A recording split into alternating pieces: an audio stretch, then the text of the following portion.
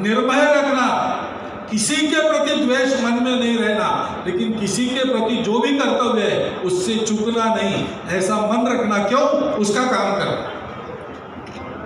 बुद्धि को सीधा रखना, कोई बरगला ना सके, सरल है, निष्कपट है, लेकिन हमको कोई ठग नहीं सकता, ऐसा रखना। क्यों? उसका काम करना। इसके लिए मन की अयोध्या बनानी पड़ती है।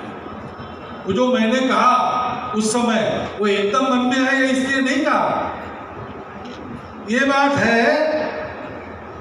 और वो भी अयोध्या में जो बन रहा है वो इसलिए बन रहा है कि उसके पहले कितने ही लोगों ने अपनी मन की अयोध्या को सजाया संवारा। कुछ लोग तो बलिदान भी हो गए, कुछ लोग करते करते चले गए, इतने लोगों ने किया, उसका फल मिला। तो इसलिए वो मन में रखना। और दूसरी बात होती है, डर किसी का नहीं लगता, क्योंकि उसकी इच्छा है, वो होना ही है। और हमको पता है कि हम मरते नहीं, शरीर मरता है, बाद में फिर से आते हैं, पिछला कर्म पूरा करते हैं, इसलिए वो होना ही है और होते तक हम करते ही रहेंगे, डरने की कोई बात नहीं। उत्तर से दक्षिण भारत को जोड़ा, पंडित राम मनोहर लोहिया कहते हैं, उत्तर से दक्षिण भारत को जोड़ने वाले राम, पूरब से पश्चिम भारत को जोड़ने वाले कृष्ण, और सारे भारत में पवित्रता के रूप में मन में समाये हुए भारत की आत्मा बने शिव जी। तीनों को उल्लेख कर श्री राम ने समाज को जोड़ा,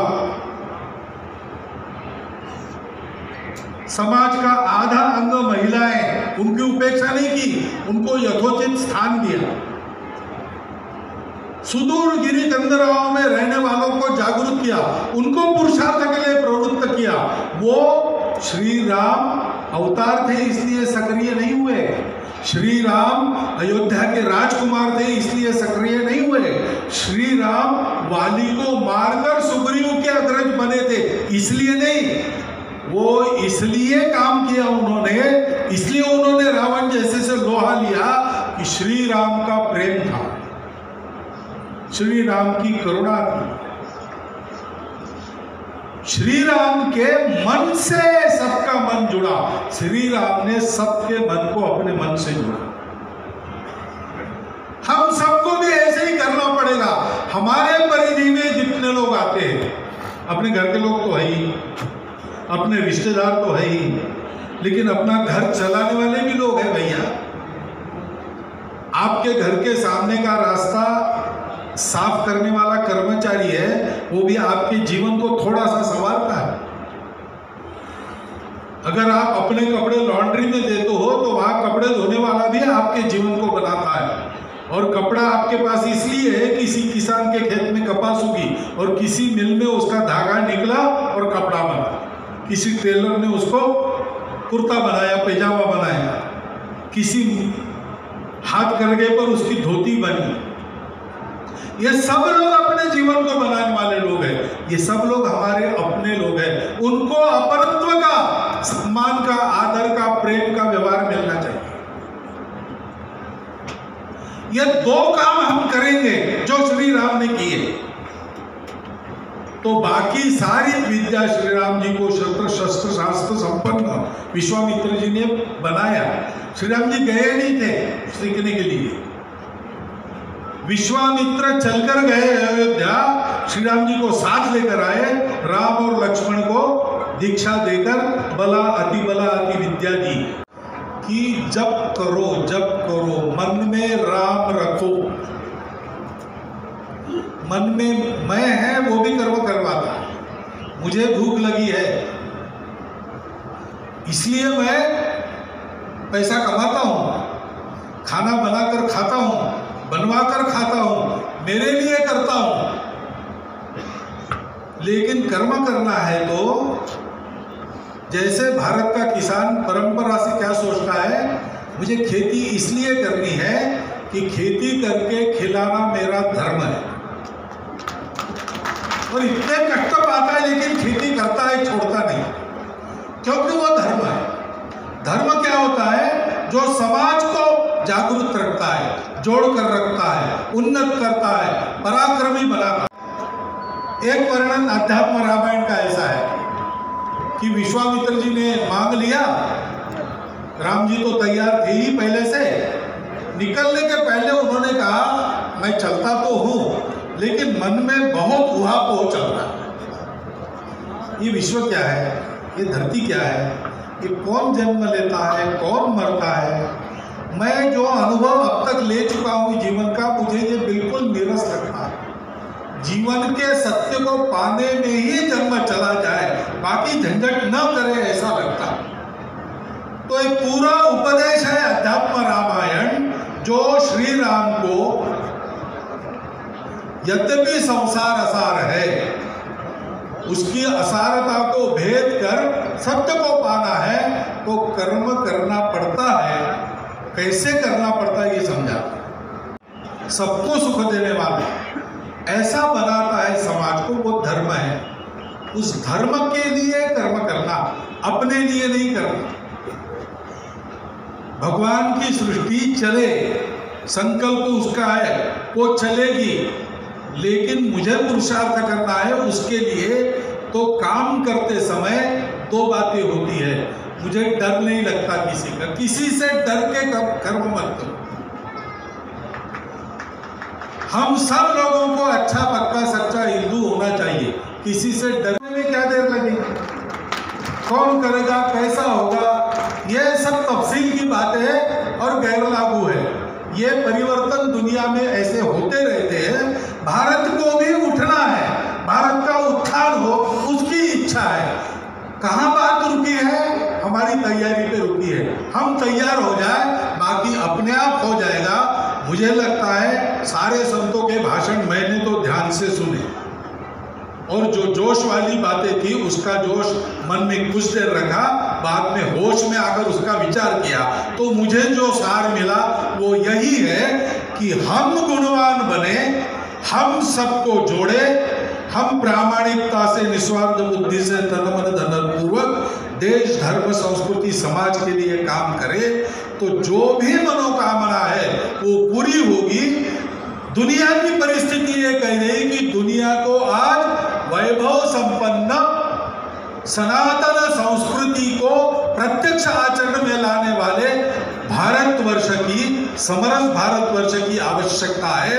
वो आवश्यकता पूर्ण करने के लिए हम तैयार हो तो भारतवर्ष वैभव संपन्न, सामर्थ्य संपन्न, समरस बने। इसके लिए जो होना है वो अपने आप हो जाएगा। विजय का विश्वास मन में रखिए और याचना मत कीजिए।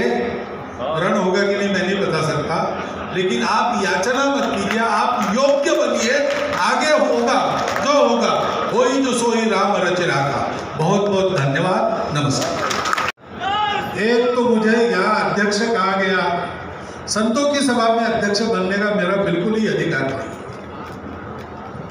और वो मुझे भी अनंत श्री विभूषित कहते हैं कि वो मैं नहीं हूँ, क्योंकि वो कुंभकर्ण रहनेवाला, इस खाली हाथ से अब कुछ नहीं होने वाला है, उसका युग गया। इसलिए मुट्ठी बांध करके बोलिए जय श्री राम। अब हाथ बांधते हैं तब इस कार्य के लिए योग्य बन गए। अगर हम अपनी योग्यता को बनाते हैं तो जब जो करना है उसके लिए जो जो शक्ति चाहिए श्री राम की कृपा से अपने आप हम लोगों में अवतरित हो जाएगी।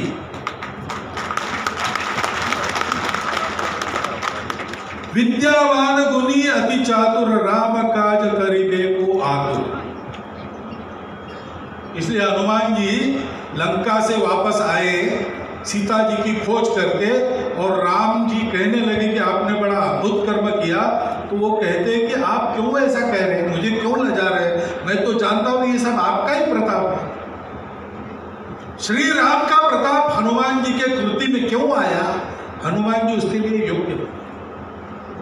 और इसलिए भी हम सब लोग हनुमान जैसे बनने को तैयार है। विद्यावान गुणी अति चातुर, राम काज करिबे को आतुर। भैया संघ मुसलमान ईसाइयों के लिए नहीं चलता है। तुम्हारे गांव क्या, पूरी दुनिया में एक भी मुसलमान ईसाई नहीं होता, और हिंदू समाज की ये स्थिति होती तो संघ चलता ही चलता। ये हम जब मन में रख के जो कर रहे वो संसार की असारता को भेद कर पार ले जाने वाला कर्म है। जब मन में रखना तो ये एक बात होती है, ये मैं कर रहा हूं ये भावना नहीं रहती, ये मेरे लिए करना है ये स्वार्थ नहीं रहता, देश के लिए। अब इस भारत माता के विषय में वैसे ही बदमाशात हो जाता जैसे लंका में युद्ध के बाद हो गया। ये कोई उनके लिए कठिन बात नहीं थी, परंतु ये उन्होंने ही बनाई। धरती का नियम है कि यहाँ इच्छा और उसकी पूर्ति, इसके बीच में पुरुषार्थ करना पड़ता है, कर्म करना पड़ता है। और इसलिए जन्म लेकर उनको कर्म करना पड़ा। करके एक ले लीजिए। और मजे की बात यह है, हर बार उन्होंने जन्म लिया, हर किसी रूप में लिया, उनकी तो अपनी कोई कामना नहीं थी। ये विश्व तो उत्पन्न होता है, विलीन होता है, ये लीला लाखों बार वो देखते रहे, उनसे इससे क्या लेना देना। लेकिन इस विश्व में हम लोग हैं, हमारे दुखों कष्टों का भार उतरना चाहिए, ऐसा हम चाहते हैं, भगवान को बुलाते हैं। अच्छा 1-3 तो हमारी इच्छा पूर्ण करने के लिए वो आए। और इसलिए वो जो कर्म उन्होंने किए हर अवतार में, वो अकेले नहीं किए, हम सबको आगे किया, हम सब ने वो कर्म किए, हम सब ने उसके लिए कष्ट सहन किए, हमको कई सुखों का त्याग करना पड़ा, हमको बलिदान होना पड़ा, तब हमारी मनोकामनाएं उसकी इच्छा से पूर्ण हुई। इसलिए बहुत सी इच्छाएं मन में आती है, लेकिन संतों ने जो समझाया है वो अपने मन में धारण कर चुका हूं मैं, वही जो सोई राम रचि राखा, वो तो होना है, उसमें तर्क क्या करना है। उसकी अगर इच्छा है, और संत जो अनंत श्री विभूषित है, उनके मन में केवल उनकी इच्छा का प्रतिबिंब आता है, तो उसकी इच्छा तो पूर्ण होनी है, देर सवेर होना ही है। हमारा काम है हम पुरुषार्थ करें, हम कर्म करें।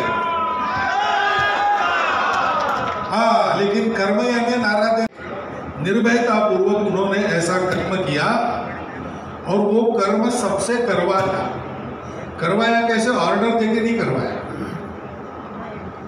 उन्होंने सबको जोड़ा, किसी में परायापन नहीं देखा, किसी को नीच नहीं माना, सबको अपना माना, सबको गले लगा।